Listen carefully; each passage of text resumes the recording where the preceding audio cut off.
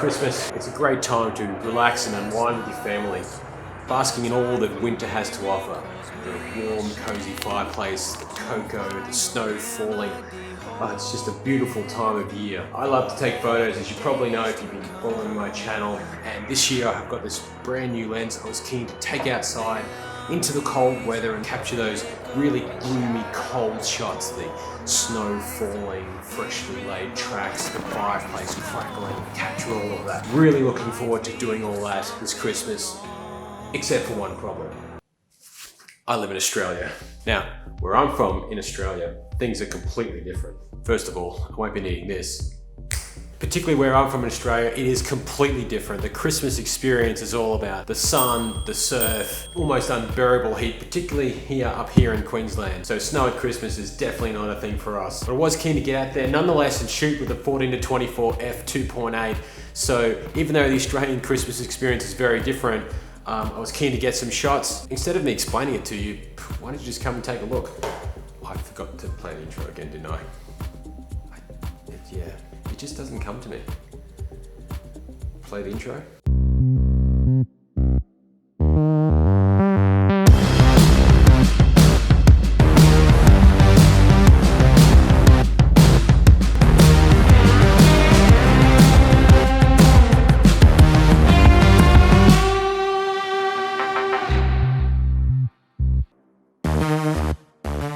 Oh, probably gonna need these as well. Let's go.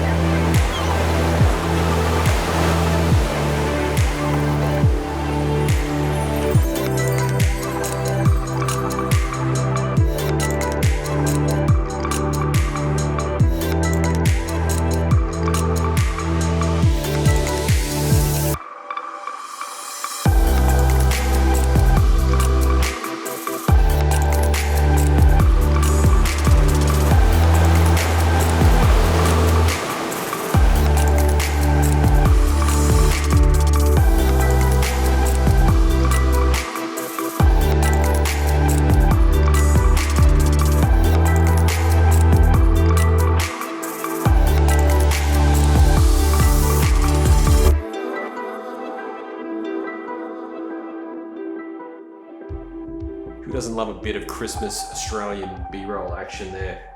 If you saw my last video, you would have seen that I purchased this new lens. It's the 14-28 f2.8 from Nikon, the Z or S line for the Z series of cameras.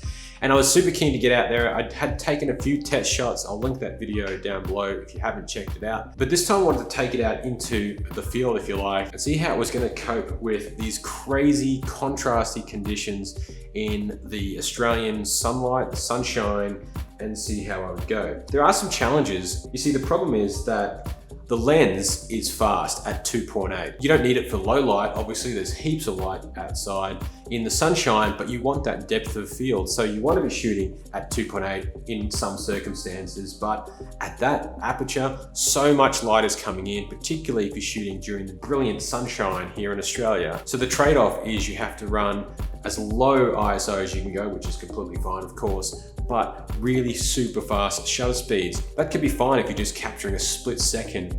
But think about if you want to capture some movement in some waves, if you're shooting the beach or a frisbee being tossed in the air. You can't do that if you're shooting f2.8 and you want to get that slower shutter speed. So your options there obviously are to increase the aperture, f8, f10, f12, but all of a sudden then you've lost your depth of field and you might as well be shooting on a Polaroid camera. So what do? Well, I've spoken about this before. You can use an ND filter, and that just so happens to be what I've got right here. This is the 6-stop ND filter from NISI, and this thing is absolutely fantastic. What this allowed me to do was shoot outside in the middle of the day in blaring sunshine, super contrasty, at f2.8 and at a shutter speed that made sense for the images I was trying to capture. So I was keen to try this out. First of all, it comes in a beautiful looking case, and I'll show you, it's absolutely enormous, 112mm. As I mentioned in my previous video, of course, it's not going to fit on that configuration of the lens, but Nikon, being super smart about this as they tend to be, have given you the other lens hood, screws on right to the front with the world's largest lens cap. And in that configuration, I was able to shoot some amazing stuff out in the sunshine, which I'll show you.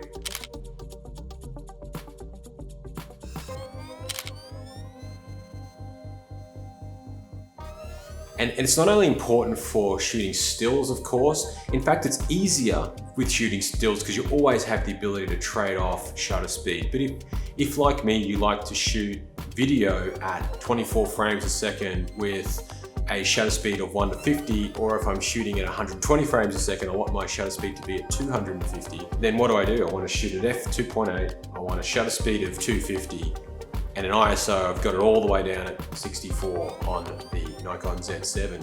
Without an ND filter, it's just physically unable to be done. So awesome idea, and the results were fantastic. One of the slight issues I had, and this, as I said, is a six-stop ND filter. I did have a few problems with the auto facial recognition. Autofocus with Nikon was really struggling to keep up. I think because of the amount of light that was being taken out of the lens, it seemed to struggle. I had to put it in a couple of other modes to get the shots, but to be honest, I was worried about it more watching it through the camera as I was shooting. When I took it back into Lightroom, there might have been 10 or so that I missed, but out of shooting 150 shots, I didn't think that was all too bad. So what was my reaction shooting the lens? To be honest, it's fantastic. It's super sharp. And there's something about shooting at 14mm. Almost all the photos I took were at 14mm. And what I was doing, I was in the surf, waves up to almost my knees, and trying to get down as low as possible and shooting up. And I find that in doing that, when you're at 14, or if you can get out to 12mm on some lenses, getting down and shooting that upward aspect when you're shooting people, sports, or even just fashion shooting, and you get that great perspective, whether they're leaning forward or back, you just get a different perspective on the world. And of course, at 14mm, you're getting a lot of the environment. Now, it's not for every situation, but I must say I really enjoyed shooting out there at 14. The ND filter gave me the opportunity to do that, which I absolutely would not have been able to do. And sometimes it's like that. If you can get up at sunrise and shoot, or golden hour, that's fantastic. But if you want to take shots of people in the surf, or if you want to get out there and shoot a particular event that's happening in the worst possible time of day to shoot, then you need your equipment to help you work around that. And the ND filter, I was able to get the shots that I wanted. I could shoot with the settings that I wanted, so it was absolutely fantastic. So I might not have captured a frozen lake or fresh tracks or the crackling fireplace, but Christmas in Australia, I managed with the glass and the ND filter to capture something pretty uniquely Australian. I think it's about time to hit the beach for me. Thank you for tuning in. If you haven't subscribed to my channel already, please do so. Hit the bell so you're notified when I upload videos. Let me know if you like this video, hit the like button. Let me know in the comments what you think. Do you have an ND filter, 6 stops, 8 stops? Do you have problems autofocusing? Let me know in the comments down below. Until next time, thanks for tuning in. I'm Photo Pro Traveller. Thanks.